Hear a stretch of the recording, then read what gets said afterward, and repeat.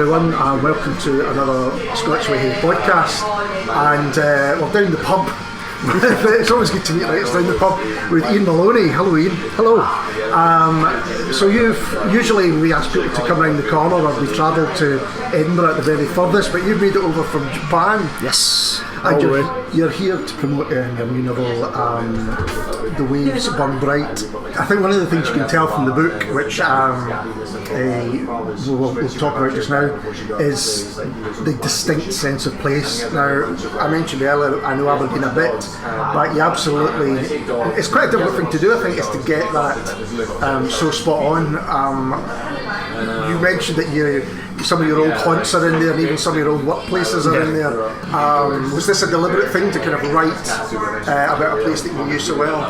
Yes, it was a deliberate thing to write about Aberdeen. Yeah. That much. I've always felt that in the kind of canon of Scottish literature, Aberdeen's been tragically underrepresented. I think so. I think I would agree with that. There's plenty of novels set in Glasgow and plenty set in Edinburgh, and that's fantastic, that's wonderful, but Aberdeen less so. I mean, there are some great ones, obviously, Sunset Song set in that area, and Stuart McBride's done a series of crime novels, but yeah, in terms of, for want of a better word, literary fiction, there's not a huge amount. So yeah, or in the past it has been like Grasset Gibbon Rural or even to do with fishing, but this is based around one of the biggest events in Scotland's recent history, and it's the Piper Alpha disaster, and that's central to the book. Again, something I don't think in fiction has been dealt with. I might be wrong about that. Certainly, I've never come across it. As far as I know, it hasn't. There's 3 non-fiction books that I'm aware of, 2 kind of journalistic ones, and 1 survivor's memoir by a guy called Ed Punchard, who's a diver in Piper Alpha. And there's been a couple of plays, like a radio play and something on the Lemon Tree in Aberdeen. But in terms of fiction, as far as I know, nothing.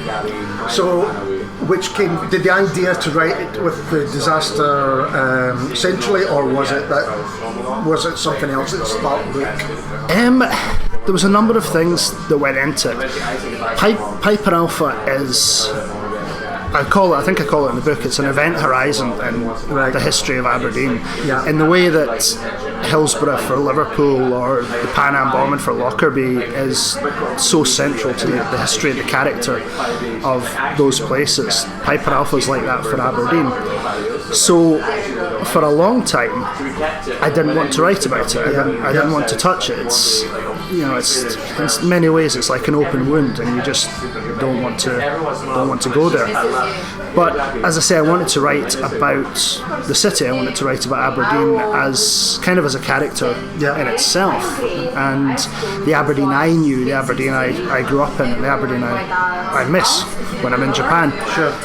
But it slowly became clearer and clearer that I couldn't do that without dealing with Piper Alpha in quite a central way, not just mention it in the background. Yeah, sure. I kind of had to tackle it head on if I wanted to write the book I wanted to write.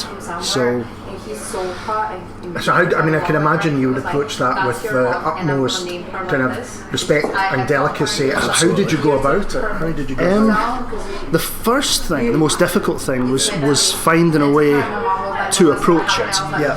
I knew what I didn't want to do. I knew there was things, I didn't want to do like the literary equivalent of a disaster movie and have, one night on Piper Alpha. Sure. I didn't want to go there, and I didn't want to write a book about the real people, the survivors and the people who actually died there. I didn't want to put my words and my thoughts into the mouths and minds of real people. Yeah. I mean, Piper Alpha was only 28 years ago this year.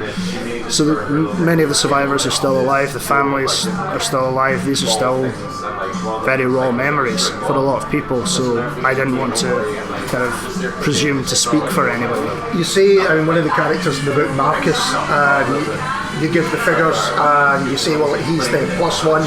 I'm not this is not based on anyone, this is absolutely a fictional survivor. Yeah, there was 226 people on Piper Alpha. Marcus is a fictional 227th. So. And what the book also deals with is the aftermath of such a tragedy and how coping's the wrong word, I think, but what the fallout from something like this can be. It's kind of clear in the book that it's just Peter and Marcus's family, really, and his relationship in particular with his daughter. And it would be easy, I think, to blame what unfolds on the tragedy, but you make it kind of clear that things were not great before that anyway. There's a scene when they're on holiday in the beginning. Well, if you just tell us a little bit about that particular situation. Yeah, the book, chronologically, the book starts 8 years before Piper Alpha, when Marcus, his wife Hannah, and his daughter Carrie, who's 7 years old or 8 years old at the time, are on holiday in Japan. And at that point, it's clear that Marcus and Hannah's marriage is not in the best of shapes. There's lots of arguing, suspected infidelities on Marcus's part, and this is all seen through Carrie's eyes as a young child, overhearing her parents arguing. So I think for me that was a great thing to do, because it would have been too easy, I think, to say here's people's lives which have disconnected, which in certain cases have fallen apart, and it's because of what happened on this night. But it's not as easy as that. Life isn't as neat and easy as that. But what Piper Alpha does do is one that sets it very much in a time and place. And it also sets, I think, what you said you wanted to write about the Aberdeen that it sets Aberdeen very much in a time and place where, and I might be wrong about this, but the oil industry was changing then anyway. Yeah, I mean, 86, I think I'm right in saying 86 was a particularly bad point in the oil industry. It almost mirrors now. The oil prices slumped hugely. There was redundancies, there was big problems, big stresses, but it was still in some ways still kind of the early point of the oil boom, when it was still, there was huge money pouring into Aberdeen. As a kid, I always got stories of what Aberdeen was like in the 70s and 80s, where all the Texans were in with their big cowboy hats and cowboy boots, waving around wads of notes. But 86 sort of killed the prices a bit, and then 88 with Piper Alpha was in many ways sort of the end of the innocent period, I guess, of the oil industry. I think that's probably a great way of putting it, because I think people thought from the outside probably, wow, Aberdeen, is just paved with gold, or paved with black gold anyway. And this was a reminder that actually what was going on up there was incredibly dangerous again. And actually, the resources were being exploited again. Would you say that's fair? Exploited. They were certainly being drained. I mean, all that money that didn't quite pave the streets with gold, because most of it just flowed through and straight back out the other side. But it's Aberdeen always had before Piper Alpha, the oil industry was offshore, in both metaphorically and literally. That it was over the horizon. You couldn't see the oil rigs. You couldn't actually see what was being done. Piper Alpha was 120 miles offshore, so people could, unless you were actually physically going out there, people could sort of put it out of mind and just enjoy the house prices going up and not really have to deal with it. But that all changed that night. After that, it was, Piper Alpha was part of the city. It wasn't disconnected anymore. No, because what I thought about when I was reading it was, a few different books you mentioned how that area maybe hasn't been represented in literature. But going back to the Chief Stag and the Black Oil, and obviously which is a play which looks at how resources were being taken, and people as well being taken out and exploited. And I don't know whether you meant this, but that's one of the things I got from the book as well, that again, maybe exploited's the wrong word, but it certainly changed things because I mean, when I was growing up, and particularly when I went to university, so I started in 1998 at Aberdeen. Aberdeen's living costs in Aberdeen are much higher, right, in terms of compared with salary than most places in the country. So for example, when I started university in '98, when you were applying for your student loan, they initially spoke about having a London version, right, an Aberdeen version, and then everywhere else. So kind of waiting version, right? Yeah, so it's kind of, we know your rent's much higher than any sort of part-time job you're going to get while you're a student. And they ended up scrapping that and just having London and everywhere else. But it is a huge problem even today, for people in Aberdeen that don't work directly for the oil industry, because the housing prices are huge, and just the cost of things, the cost of living, the cost of beer, food and things is really high compared with what people outside the oil industry so sometimes earning. Maybe it is a little bit like London. If you work in the service industry or something like that, you're very likely not to be living directly in the city centre. Exactly, yeah. It's I mean, Aberdeen's much smaller, so the city centre is never that far away from anywhere. Yeah, that's true enough. That's true enough. Yeah, definitely. I always think chucking out time on Union Street's one of the most glorious sights I've ever seen in Scotland. But that's another story. So you mentioned at the beginning that you are over from Japan, where you live now. You work and live over there.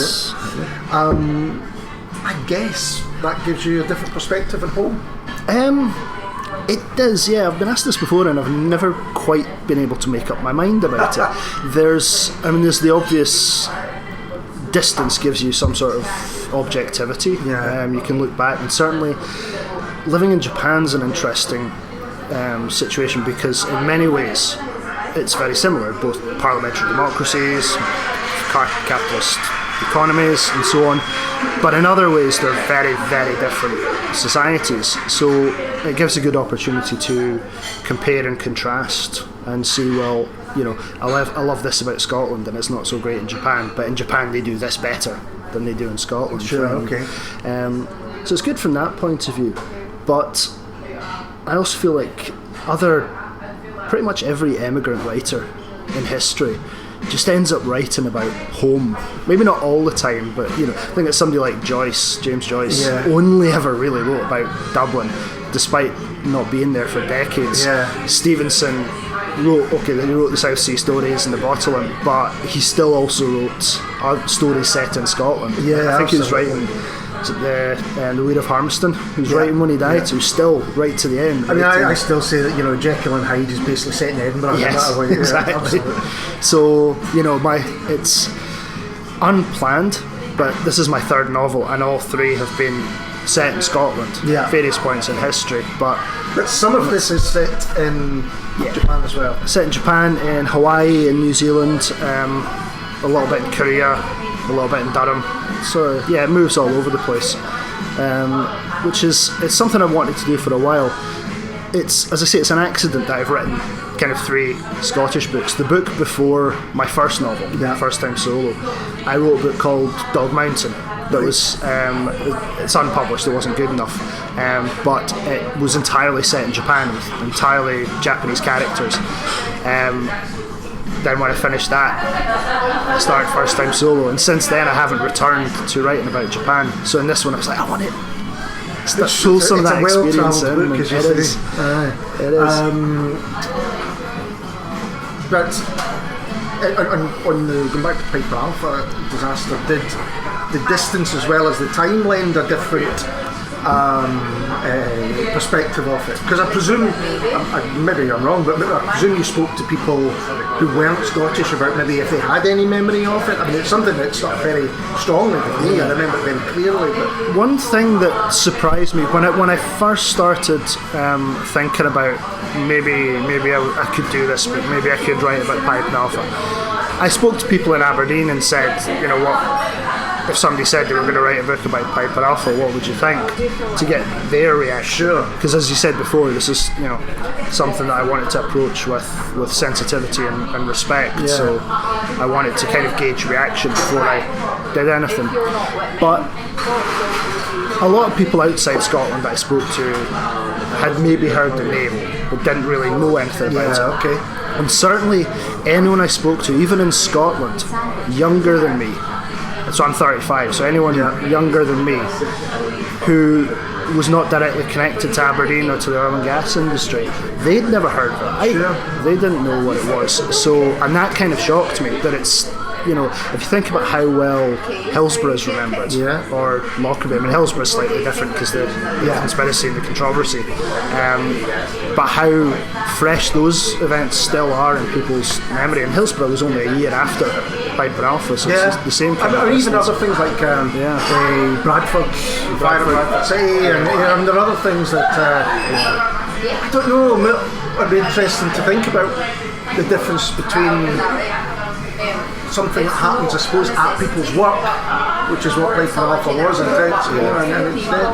But have you had any kind of negative response when people have heard what you're writing? I haven't had any negative response. I've had a lot of what I would describe as teeth sucking when I first mention it. I was waiting to do it. Say, you know, I've written a book about Piper Alpha. Yeah. And then when I sharp intake of breath. When I explain what the book is, then everyone's been much more positive about it.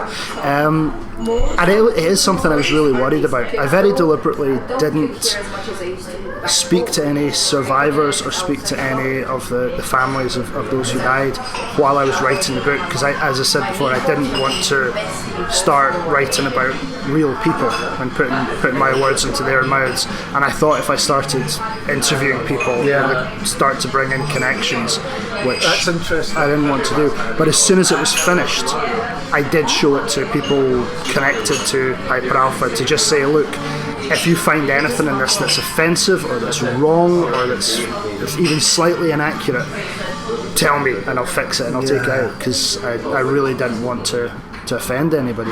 And everybody I showed it to came back and said, no, there's nothing wrong with it. The only reason I ask is I remember seeing James Robertson at an I Write just after the book he did down Lockerbie. And there were people obviously there who hadn't read the book and actually didn't want to read the book, but were still angry about the fact that it didn't written at all. That worried me, because obviously I'm very aware of James Robertson, and that's a great book. And it wasn't, I'm not sure what year that was published, but it wasn't that long before I started thinking about this. At the very most 3 years ago, maybe 2 years ago. So it was still very fresh, and that gave me pause, and that made me sit down and really think about it, the kind of reaction he had. But I think the difference with Lockerbie and with Hillsborough, from the difference between them and Piper Alpha, is the level of controversy.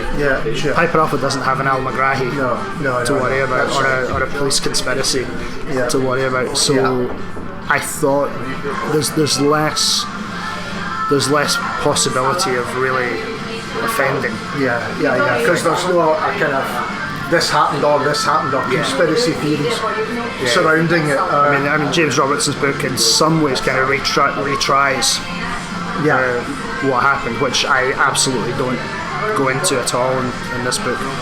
What actually caused Piper Alpha and whose fault it was or whose fault wasn't it. I just don't go near that. There's non-fiction books that deal with that much better than I ever could. So. Having said that, the scenes on Piper Alpha itself are incredibly powerful. I mean, it's really stuck with me after reading it. That's good to hear. As they should be, absolutely, They were. The central relationship is this relationship between Carrie and Marcus Fisher. Why father-daughter relationship? A number of reasons. Initially, I knew I wanted it to be a family relationship. I said before, I wasn't sure how to approach this. I knew what I didn't want to do, but I wasn't sure how to do it. And one of the books I just coincidentally happened to read at the time was Andrew O'Hagan's Our Fathers, which brilliantly takes kind of contemporary local history and family history and overlays them. And I sort of read that book and went, that's an approach. That's the way I can approach this, is to take the family and the city and sort of have one stand for the other in a way. So I knew I wanted to write about family. I didn't want to write about a father-son relationship because I've done that before. I didn't want to kind of repeat myself and go down that. And obviously Marcus had to be a man because he had to be on the oil. In the 80s there was only men. I'm not sure I'm sure there are more women now, but certainly in the 80s it was men only. So the father-daughter relationship is an interesting one. It's very different dynamics from a father-son relationship. And when once I realised that was going to be my approach, doing it through the family, Carrie basically appeared fully formed in my head. It reads like that, I have to say. She just walked into my head, and as at the start of the book, she's a 41-year-old woman on her way back to Aberdeen, and that's how she walked into my head. And I was like, right, that's my character. I've got my character. I've got my situation. I can approach this. Not with that clarity. I mean, with First Time Solo, because it was in many ways my first published book, but in many ways the first proper novel I'd written. There are aspects of the main character there that are very similar to me. That he leaves home when he's a young man and goes somewhere new. I did that, so that was very much the borrowed aspects of my life. Selma Hill was very different because it was lots of different characters set in a kind of semi-mythical 18th century Scotland, so it was more of an ensemble. But Carrie just walked in fully formed. I'm a 41-year-old volcanologist from Aberdeen. Here's my story. And it just went. So another character who I think is fantastic is actually the mother. I don't know why my dad's a doctor, and in the character Hannah's a doctor as well. A surgeon. And you mentioned the kind of lack of empathy in the family when someone's ill. I thought, hang on, this rings a bell. I was always going to show it to him. See, that's what we're talking about all the time. When I was at university, quite a few of my friends had parents in the medical profession. My mother's a nurse as well, and everybody had the same stories. I had a broken arm, and they said, "Oh, you'll be fine in the morning," or various ailments that were dismissed as being, I saw a road traffic accident today. That's nothing. That's a wee stitch will do that fine. But that certainly rang true. But the whole, there's a breakdown of the relationship that you don't go into too much detail, but there's kind of, certainly within the parents, there's fault on both sides. Yes. What's also written very well is Marcus's dependency on alcohol, and again, done with real sensitivity and respect, which is quite rare in general. It is quite rare in Scottish writing. Often a drink is purely seen as this destructive thing. Now, you could be argued it's the same here, but when he kind of starts to piece his life back together, you don't do the obvious thing of saying, well, I'll never drink again and that's it. There's a much more of a kind of holistic approach to him as a character. I think the phrase self-medicating is particularly apt with Marcus, that alcohol's obviously a huge problem for him, but it's not the source of the problem. Alcohol's bandaging up the post-traumatic stress disorder and the survivor's guilt that he's suffering from, and he refuses to get professional treatment for it for various reasons that I go through in the book, and but ends up self-medicating. And there is different countries and different places have different approaches to treating post-traumatic stress disorder, and particularly alcoholism as a crutch. Crutch is a good image for it, because a lot of treatments view alcohol as a crutch and kind of think of it that if you've broken your leg, you need the crutch until the leg's mended, and then you get rid of the crutch. You don't just take it away straight away. So certainly the doctor in the book approaches it like, let's treat the post-traumatic stress disorder, and the alcoholism won't take care of itself, but that's we can treat that later. And I think with Marcus's generation, it's still a generation that the idea of post-traumatic stress disorder was kind of not spoken about. Or if it was usually with relationship to someone coming back from a war or something like that. The idea that someone, with Hillsborough so fresh in our mind, that someone would react to being involved in a tragedy like that. You mentioned survivor's guilt, which I think must be a really strong thing. He just didn't know how to deal with any of these things. In fact, there's a scene where he's basically digging the hole in the garden because he doesn't know what else to do. Yeah, I think it was certainly. I mean, this is just anecdotal in my experience, but I would say after the first Gulf War, there was a lot more talk of post-traumatic stress disorder and treatment and dealing with it properly. The war before that was the Falklands in 1984. So, and I think after that there was, certainly as far as I'm aware, there's a lot less spoken about in terms of treatment. It was all, we won from the sun and treatment of physical wounds, like people who got severely badly burnt and that kind of thing, but much less about trauma. So. That's right, and if you think about the big American war, perhaps being Vietnam, and the lack of support that there was for guys who came back from that, it wasn't until years later, now pretty much, that people are talking about how that generation, and it almost was, when you think how many people were involved, were just left alone. And even when, it's an interesting thing actually, it just occurred to me, even when Hollywood made all those films about the Vietnam War, nobody ever used the phrase post-traumatic stress disorder. And films like Deer Hunter and Born on the 4th of July are clearly about post-traumatic stress disorder, but as far as I remember, the words are never used in the film. I don't think so. I think just the extreme results of it. So we'll go back to some of your earlier books, because you spoke a little bit there about a first-time solo. Second World War, I think, that's right, and I remember it being jazz and military kind of camaraderie. Jazz camaraderie and a little bit of Marxism thrown in. Yes, there is, some of my favourite things. So why did you decide to write that book? I mean, you said you'd written one based in Japan. You maybe weren't happy with it, so you went down a different track. I was happy with it, nobody else was. That was the problem. That's very honest. It got, that one, Dog Mountain, got shortlisted for the Dundee Prize in 2013, and then that's kind of as far as it got. I think that was the year, I think I'm right in saying that was the year Pippa Goldsmith won it, which is a far more deserving book by a mile.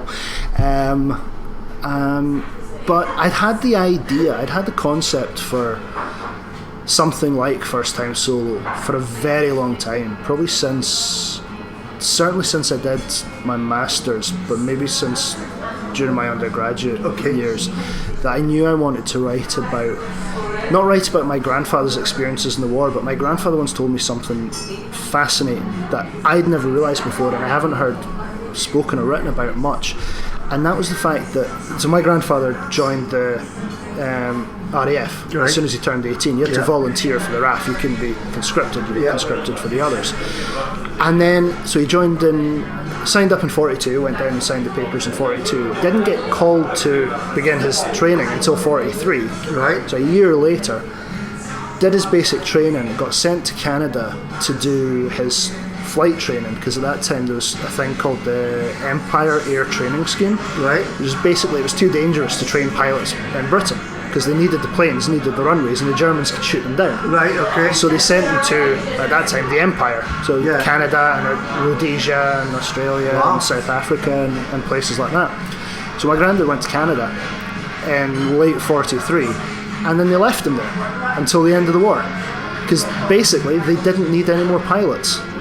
Once Britain started winning the air war, and they were losing pilots at a far less than expected rate. So all these young guys who were kind of became the last ones to move in. So my granddad had said to me, he volunteered to fly and to fight and to die for his country, and ended up spending 3 years or 2.5 years in the safest place in the world. Not actually fighting. So I knew I wanted to write about that aspect of it. The Canada stuff ended up not being in the book. It was in an early draft that ended up being like a ridiculous number of words long and didn't really hold together as a novel. So in the back of my head, there's a sequel to First Time Solo in the back of my head. And after finishing Dog Mountain, I felt ready to tackle, because it's a big story. It's big, emotionally quite a difficult story. And when I was 18, I wasn't ready to write it. But by the time I was 30, 31, I felt ready to tackle it. It is. It's an emotional book. What gives the emotional heft, I think, is it's quite light-hearted to begin with, or at least quite humorous to begin with. There is, as I say, this camaraderie, the kind of young guns meeting each other and enjoying their music and chasing women and all that. And then so when it comes in, when the real tragedies start to come in, and they do quite regularly as the book unfolds, it really kind of stops you short. This wasn't the book I was reading about, 6 chapters ago. Was that a deliberate thing? It was very deliberate. That for a lot of war novels and war films, war dramas, forget that these were real people. That these were 18, 19-year-old men and women who could die any day. And so they did what 18, 19-year-olds have done for centuries, and they have fun. They go out drinking, they try and have sex with each other, they play music and hang out and get into fights and argue with each other. And I really wanted to focus on that side of things, this not people fighting in Dunkirk or across North Africa or anything like that, although that's all was obviously happening at the same time. But the people they're doing their training, they're not ready to fight yet. They're too young. But because they're training, you can't train 24 hours a day. And Jack, the main character, he grows up in a farm in Aberdeenshire, and suddenly he's let loose in London with money in his pocket and a pilot's uniform, which all the girls love. And what boy wouldn't go mad? Well, exactly. I won't ask which bits are autobiographical. So the character, I mean, I think the central character of Jack, basically based on your grandfather, with a little bit of yourself thrown in. Not even. By the time I got round to writing it, it was sort of 12, 13 years after the initial idea. So any connection with my grandfather by that point had gone. Right, okay. My grandfather contributed hugely in terms of research, in terms of details, and the training follows my grandfather's training. So I went through, my granddad very kindly gave me his logbook to look through, so like literally what he did every day, how many left turns and how many right turns in the training plane, that kind of thing, so I could go through it and make sure it was all correct. But Jack himself and any character in the story really bear very little connection. He wasn't even a farmer. He grew up in Peterhead, was the son of a chemist. So they do share a love of jazz. Is that something that you're willing to admit on? I honestly don't know what my grandfather's taste in music are. I know my grandmother loved going to dances and things like that. So, and it was the popular music at the time. So that was why basically their music interests surrounded that music, because it was the hip new. It was the hip. I mean, I love jazz as well myself, and I made Jack a trumpet player because I'd love to have learned the trumpet. But I wanted. I mean, it's got quite. You're talking about war films, and it's got quite a cinematic feel. I felt when I was reading it. You could see these guys, out having fights and all that stuff, and then, playing a bit of jazz in a club. So, I mean, in some ways, when I was putting it together, nobody's ever said this in a review, but I would call it, it's not a war novel, it's almost a campus novel in my head. That it's about all these young boys going away. If it was 50, 60 years later, they'd be going away to university, not going away to war. They all go, they meet people from all different backgrounds, and certainly when I was at university, half the people there started bands in the first couple of weeks. Yeah, so, that's very true. it was indie bands when I was at uni, but back then it would have been jazz. So. The idea, I think, that the kind of part of the worst part of war in general is waiting, and they're waiting to, be set free, and it reminds me a bit of Catch-22 in that way, where they're kind of thinking out, we're finished now, and then they get told that they have to fly more flights and more, and the kind of madness that surrounded that. 2 more weeks, 3 more weeks, 4 more weeks. Exactly. So then, why the jump from that book to Selma Hill? Selma Hill was. This is going to sound strange, and my publisher probably wouldn't like me saying it. Selma Hill was never supposed to be a book. Right. When I originally conceived it, I'd had. The first time solo was a difficult book to write. I threw 2 full drafts, about more than 200,000 words, in the bin, and the version that was eventually published was the 3rd version written from scratch. So by the time I did that and then went through the editing process, I was just burnt out from it. But because the editing took so long, I had all this kind of creativity building up that when I'm working on a novel, I don't work on anything else. I don't do short stories or anything while I'm doing that. I can only concentrate on the book. So as soon as I finished it, there was like this explosion of short stories and poems and everything. And I'd had 2 things I'd wanted to write about for a very long time. One was there's a statue, an icon in the National Museum of Scotland called the Balhulish Figure, which is a wonderful, wonderful, creepy piece. It's an old pagan idol that was pulled out of a peat bog in Aberdeenshire. And every time I go back to Edinburgh, I go to the museum and I go and see it, and it scares the crap out of me. It's something really. It's like a big black wooden figure with like gold brass or. This is ringing a bell. Which museum is it? The National Museum in Edinburgh. It's downstairs in the religious bit, and I think it was Andy Goldsworthy did a wood lattice thing behind it. So it's really well presented, and it always sparked some kind of weird like genetic memory or cultural memory inside me, and I always wanted to write about it. It kind of grabbed me, but I tried a few things and I couldn't really get anything to work. But I wrote a wee Twitter short story, one of these 140 character things. For the museum ran a competition, write about something in the museum in 140 characters, and no prize or anything as far as I remember. So I wrote that, didn't win, it wasn't a very good story, but one of the guys called Jeff Sanders, I think his name is, that's really going to embarrassing if I've got that wrong, read the story. He's an archaeologist at the museum. He read the story and sent me a PDF of the original find report, and it was found by a Church of Scotland minister in Aberdeenshire, and that sparked there's something going here. Something there. That's interesting. At the same time, I was reading, because I'd been working on this serious book, I started reading a lot of fun things. And a lot of Stevenson and a lot of Alexandre Dumas. The Three Musketeers series. I'd never read like the full all the way to the end. And I hadn't read Katrina by Stevenson. And I hadn't read The Master of Ballantrae. So I was reading all of those at the same time and caught up in this sort of like adventure, short chapters, fast-paced cliffhangers. And I was like, right, I want to write that kind of story. As a writer's holiday, Virginia Woolf spoke about writer's holidays, which wrote Orlando. It was like, this serious book's done, I want to write something fun, mad, and enjoyable. And that's what started Selma Hill. I started writing about the idol being found and unleashing accusations of witchcraft and spirits and things like that. And the first draft was that. It was fun and adventurous, and it kind of got all that creativity, that burst of creativity out while I was thinking about what my second book was supposed to be. What serious literary topic I was going to tackle next. And a bit of swashbuckling, I'm going to...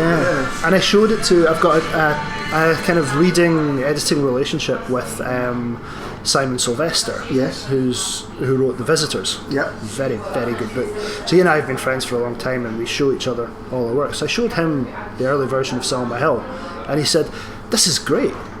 Turn it into a proper book. Take out the stupid things, take out the bad jokes and the puns and stuff that I put in when I'm not being edited, and turn it into a proper book, take it seriously.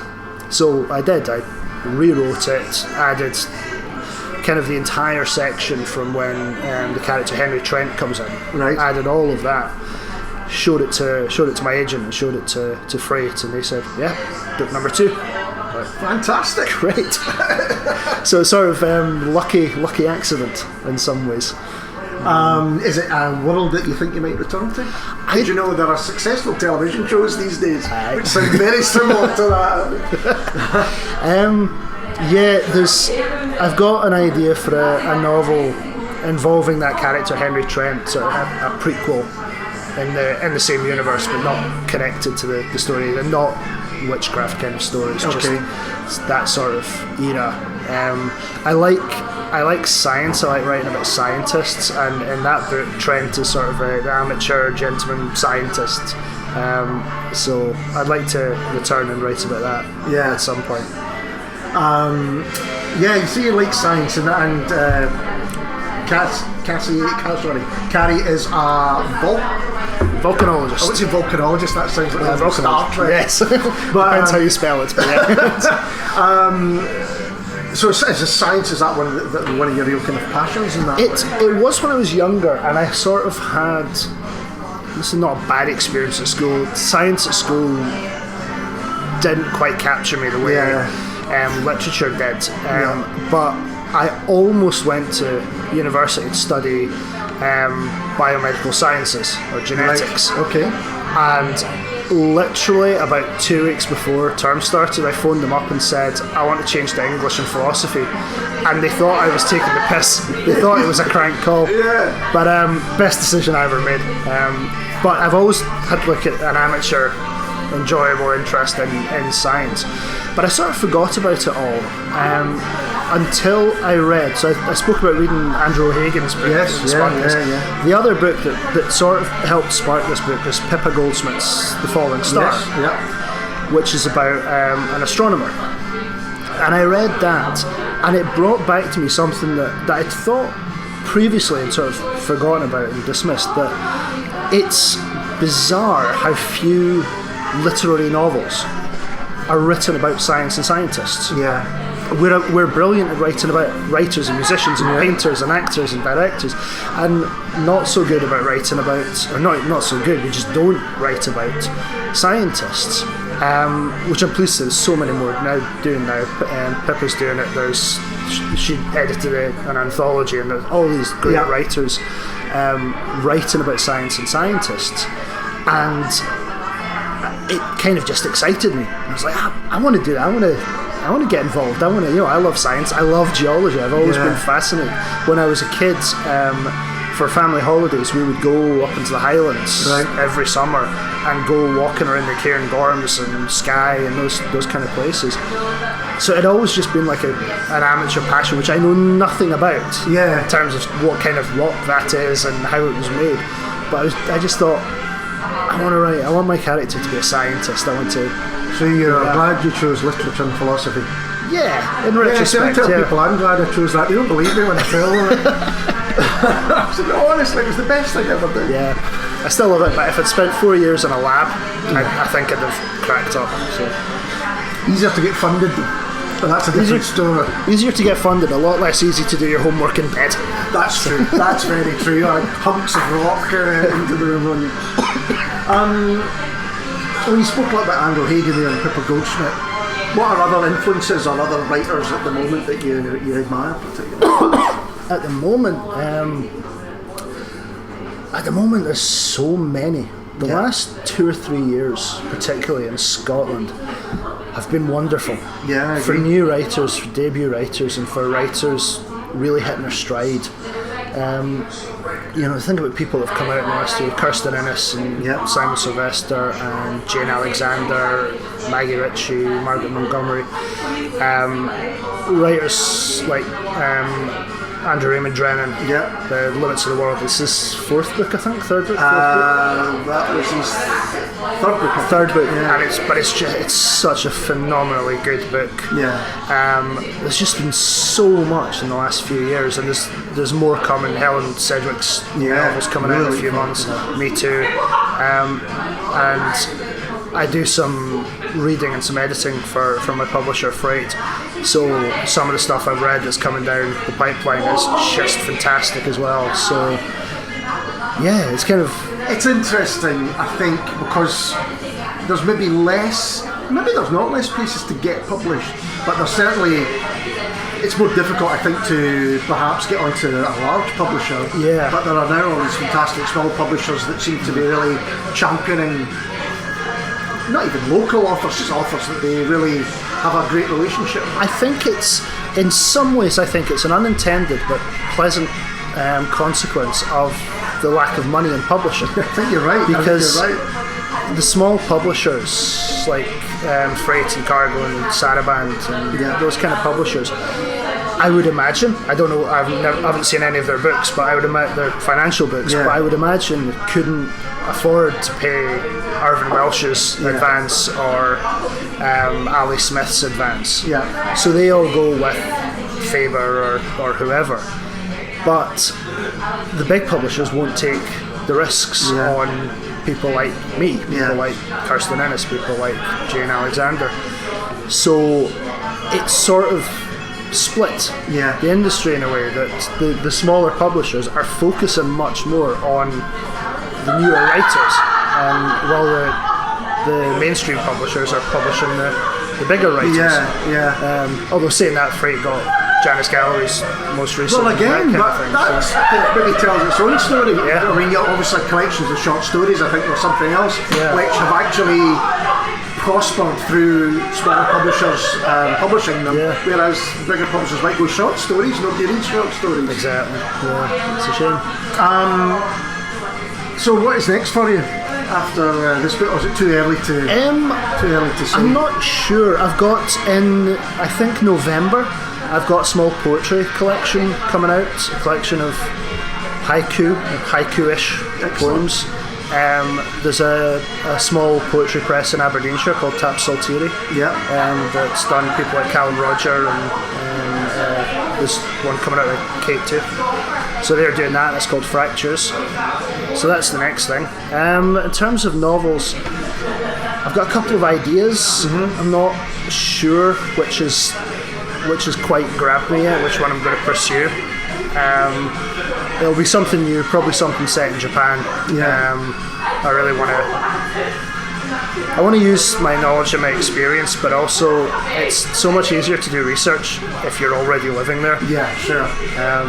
Setting a book in Hawaii and New Zealand and Scotland and England and Japan and Korea is not a great idea in terms of research and unless you have a huge advance on you.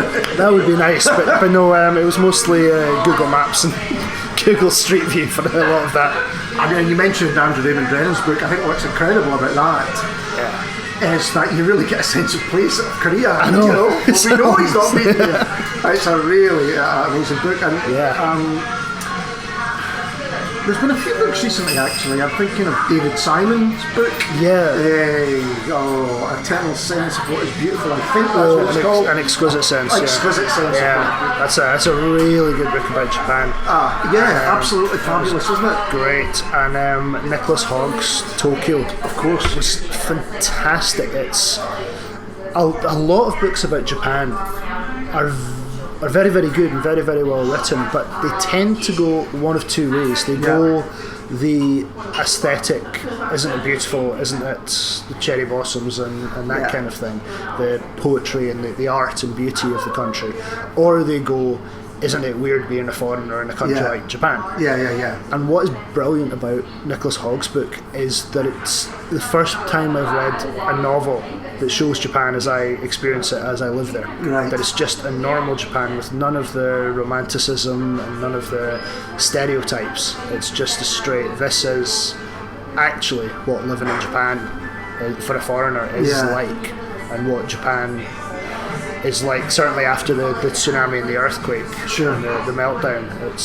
It's a very good book. But there is obviously a kind of eternal attraction, not just for Scots, but for that part of the world, and to kind of to write about it. So I take it it's still different enough that it kind of retains its interest kind of on a daily basis. Yeah, I mean, I'm basically settled there now. Yeah. It's more, not more my home, not emotionally, but physically, it's it's where I live. It's where my wife is. It's we've just bought a house. Yeah. So it's very much embedded in my psyche now. So I think it'd be very difficult not to write about it. Yeah, sure. And you're going to, once you've kind of finished up in Glasgow, you are going to go up to Aberdeen. Yeah. Has it been a while since you've been there? For any length of time, I flew into Aberdeen. I always fly into Aberdeen when I come back, because I think my mum would be a bit disappointed if I just said I'm going to Glasgow to see my friends. Sure. So yeah, that's true. It was nice to spend the weekend there, and because I always think, I've not been to Aberdeen for a while, you go back and you think this is not like any other city in the UK. There are bits of Glasgow that are a little bit like Dundee, and there are bits of or Paisley or Liverpool or something, that Aberdeen seems to be. Yeah. I don't know whether it's the stone. It's a big part of it. It's the thin pavements. Yeah. The coldest I ever was at Pittodrie when I was young. There's something about it that kind of seems to be unique. Yeah, I mean, things like the stone, the granite does give a visual difference. It does look very different from most places. I don't know what Aberdeen was like from my own experience before the oil. Sure. So that obviously had to have had a huge impact, and a huge influx of people not from Aberdeen, people from America, people from England, people from all over the world working in the oil industry, all come to Aberdeen. And that changed. I mean, Aberdeen's got, for a city that size, there's an amazing array of restaurants, different kinds of food, that kind of thing. Even in the last 10 years since I first left, it's become so much more multicultural than it ever was. I was walking down Union Street yesterday, and the number of different languages you hear as you're walking out, it's just wonderful. It's so nice to see, because obviously Aberdeen's so far north and so damn cold that if I was coming from Europe or Africa or Asia to come and live in Britain, I maybe wouldn't go that far up the coast before settling. There's got to be a reason that you want to get there. But of course you get some of those beautiful countryside around there as well. Well, I think that's the perfect place to leave it, Iain. Thanks. I'm so pleased to meet you. I'm always down. Thank you very much for having me on. And I have to say, the book is tremendous. I've read it and absolutely loved it. I think it's a real coming of age as a writer, I have to say. Thank you. I look forward to whatever you do now. Great, thank you. And we'll be back next time with something completely different. Cheers.